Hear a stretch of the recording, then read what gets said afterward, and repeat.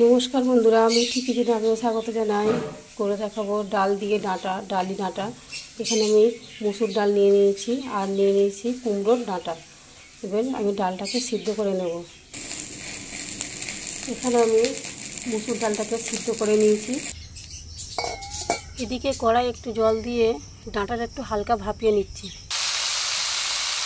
ডাঁটাটা হালকা ভাপানোর পর একটু নুন আর একটু হলুদ দিয়ে একটু নেড়ে করে নিচ্ছি।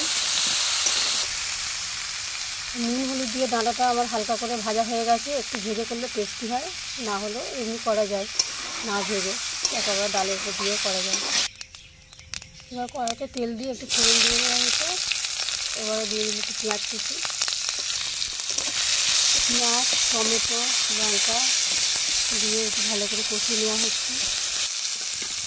একটু নুন একটু হলুদ দিয়ে দেওয়া হলো। কষানোর পর এবার ডালটা, সিদ্ধ করা ডালটা দিয়ে দেওয়া হলো। ডাল ডাঁটা সব একসাথে দিয়ে দেওয়া হলো।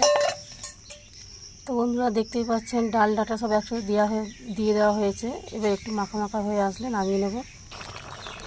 এখানে ডালটা খুব সুন্দরভাবে ফুটছে। তো চামচে করে একটু চিনি স্বাদ হওয়ার জন্য, আর একটু লাল লঙ্কার গুঁড়ো কালারের জন্য, আর একটু জিরে গুঁড়ো দিয়ে দিচ্ছি। দিয়ে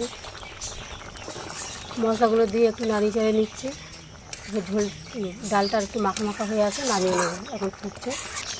তো বন্ধুরা দেখতেই পাচ্ছেন এখানে আমার রান্নাটি হয়ে এসছে, আমি নামিয়ে নেব। এখানে ডাঁটাও খুব ভালোভাবে সিদ্ধ হয়ে গেছে, ডালটাও খুব সুন্দর টেস্টি হয়েছে এবং কালারটাও খুব সুন্দর হয়েছে। দেখতেই পাচ্ছেন আমি নামিয়ে নিচ্ছি একটা বাটিতে।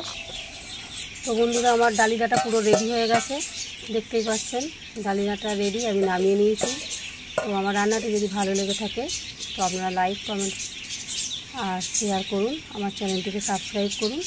টাটা।